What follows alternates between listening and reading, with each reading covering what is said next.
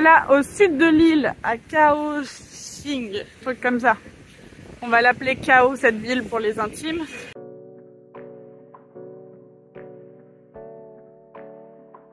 Et on a retrouvé Cass. Avec son sac et ses lunettes de soleil. On a trouvé un sushiro à Kao, du coup je lui ai fait tester l'expérience. Et cet après-midi on va prendre le temps de se poser pour organiser notre petite escapade ensemble. Allez, bon appétit! Je viens de faire quelque chose que j'ai jamais fait depuis le début de mon voyage. Nous venons de passer une journée entière à l'auberge à être sur les ordis. L'idée, c'était de préparer les 15 jours que nous allons passer ensemble. Écoutez, grâce à Cass, nous en sommes à 3 jours de préparer. Oui, mais tout est prêt au moins. Tout est cadré, tout est organisé. Donc, non, mais en fait, ça me fait plaisir parce que je me trouvais très... Ah, c'est une petite... Lotus, can you... Ok, thank you so much. Et donc, du coup, moi qui me trouvais très organisée, je vous annonce qu'à côté de Cass, je suis en roue libre. Parce qu'elle écrit chaque minute que nous allons faire, mais c'est très bien. Et donc, Cass, présente-toi. Que je bouge pas du livre. Que bouge pas. T'aurais pu attendre un autre moment quand même. Bon, alors je ne présente pas Cass. Sinon, la réceptionniste nous a offert ce fruit, qui est un fruit du lotus, du coup, d'après la traduction. Et ça a un peu le goût d'une pomme un peu acide, mais la texture, c'est pas la même chose. Et Cass m'a fait remarquer qu'on aurait pu nous tuer en 4 secondes parce qu'elle nous a dit tenez, on a mangé. Et donc du coup Cass est plus habituée que moi au voyage puisque elle a fait plusieurs pays d'Asie. Là elle revient de l'Indonésie, après elle va au Vietnam et elle a un blog que je vous mettrai... Oh, je fais ma youtubeuse, que je vous mettrai juste là. Mais elle fait un petit blog de voyage qui est vraiment chouette. D'où le fait d'être studieuse. D'où le fait d'être studieuse. Oui, c'est pour ça que du coup elle écrit tout, parce qu'elle doit tout répertorier dans son blog. Son blog, oui. Ici.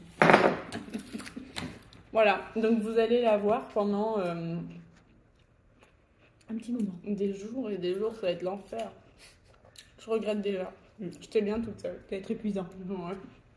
Là, elle vient de me sortir tranquillement. Bah, on va se lever à 5h du matin. Bah non. 20h, on commence notre journée. Pour la bonne cause. Déjà, on va commencer par des marchés nocturnes. Il y en a tous les jours. Et après, nous allons voir la Coupe du Monde. La finale de la Coupe du Monde. Et... c'est à 23h, donc là, Cass, dès le premier jour, elle me casse tout mon rythme, quoi. Elle me fait sortir la nuit et après se réveiller à 6h du matin. Après se réveiller à 6h du matin. Nous voilà arrivés au marché avec un chien et son manteau. Et donc il y a plein de petits food trucks.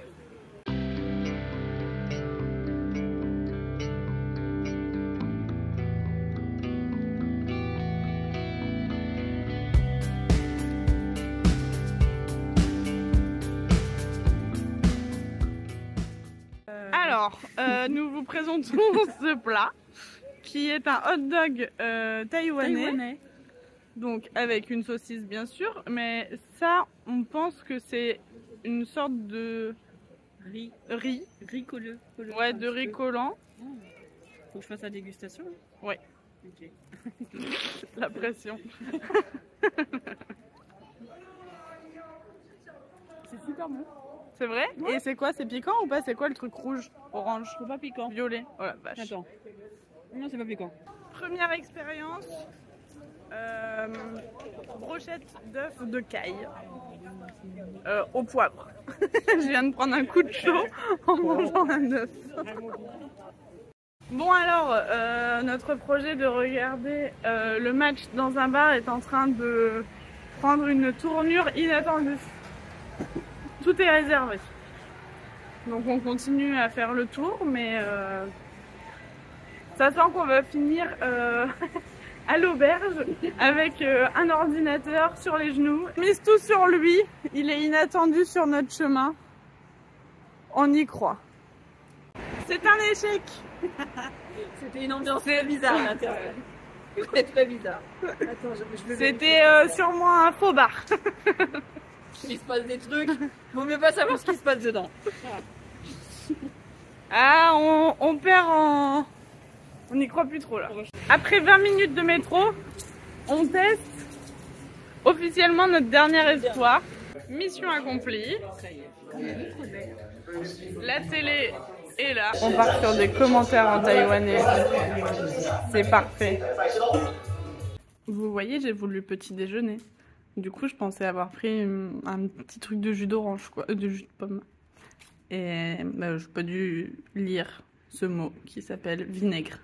Je viens de me faire un petit shot de vinaigre. Écoutez, c'était génial. Aujourd'hui, il fait grand beau, comme vous pouvez pas le voir. Nous voilà arrivés au lac du Lotus, où il y a plusieurs petits points, petits bâtiments à regarder.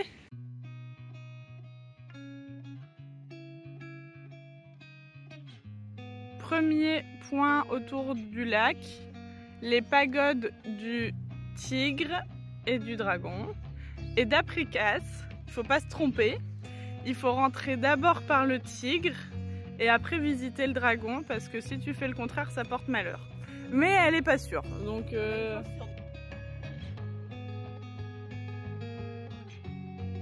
Bah, au moins ça règle le problème, c'est fermé. Voilà. Donc on n'aura pas 30 ans de malheur.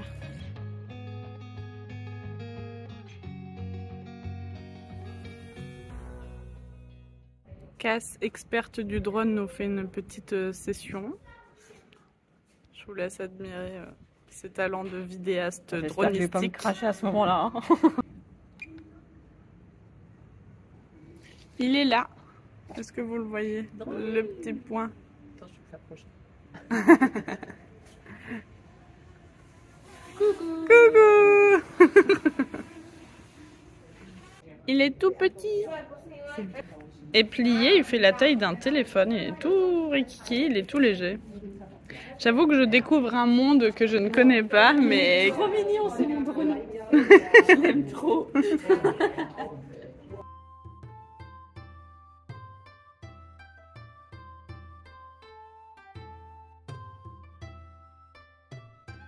On pourra dire un truc dans notre vie, c'est qu'on est rentré dans un dragon. Et ça, tout le monde ne peut pas le dire. Oh, vous saviez que ça ressemble à ça, un estomac de dragon, vous? Voilà, je vous présente. Il y a des petites marches.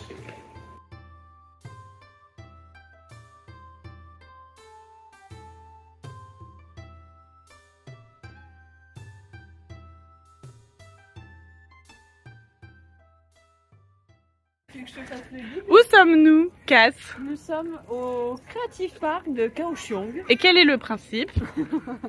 Donc nous voyons plein de petits créateurs locaux, plein de petits magasins où nous pouvons acheter des parfums, jouer à Wonderland. C'est très rigolo, ça va falloir qu'on y aille. Et prendre des petits cacos aussi, c'est sympa, parce qu'on a faim.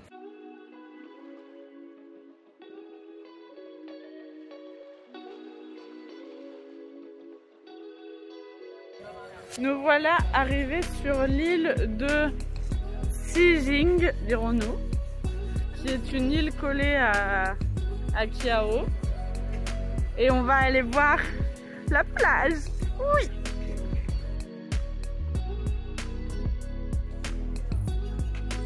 Avec toujours pour rejoindre la plage, une petite allée attrape-touristes. C'est important.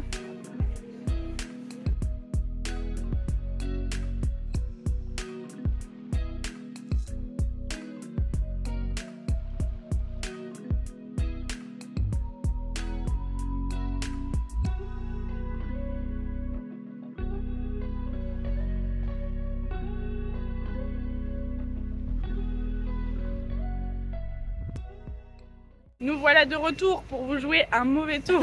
Nous partons au musée du bouddhisme, qui est à 1h30, si tout va bien, de K.O. Et il fait encore une fois très beau, grand beau, et ça c'est un bonheur sans nom.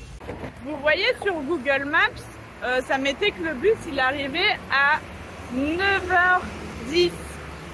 Et puis on arrive au panneau d'affichage et ça nous dit 9h40. Donc on attend depuis 30 minutes. Mais là, il est 9h60. 9h60. Il est 10h. Et toujours pas de bus. Oh, je mens, regarde, il y a un bus. C'est peut-être lui.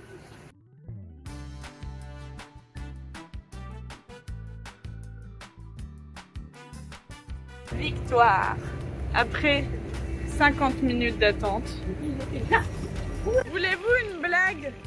Après s'être réveillé, exprès pour ça, avoir attendu le bus, avoir fait 1h30 de bus, nous arrivons devant le musée qui est que ça fermé.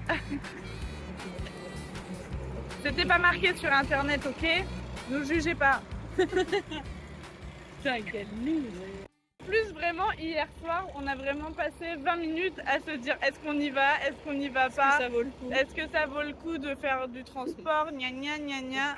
La réponse est non.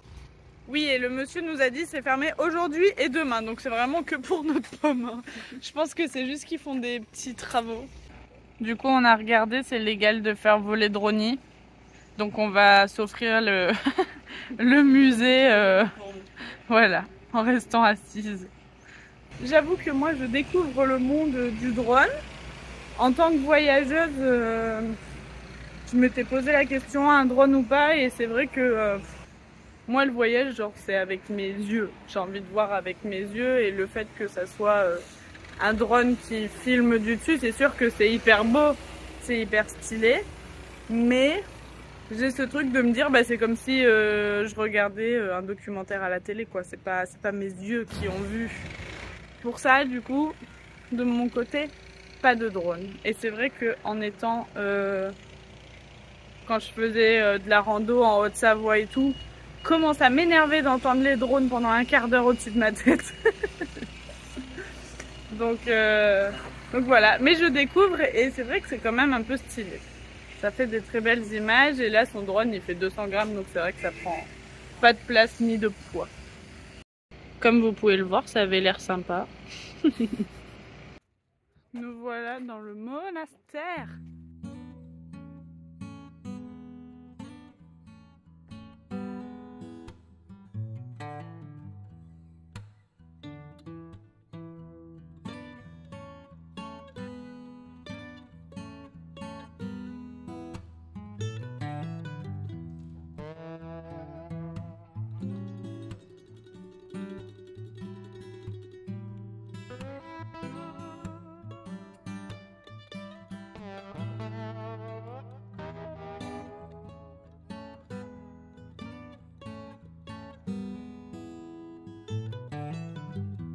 Voilà de retour pour attendre le bus.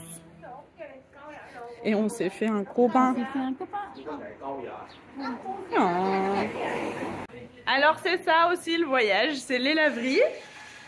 Et Cass découvre un monde merveilleux. Cass connaît pas ce monde parce que comme elle a beaucoup fait l'Asie, apparemment dans les autres pays, tu donnes juste tes affaires et à une petite dame et elle fait tout.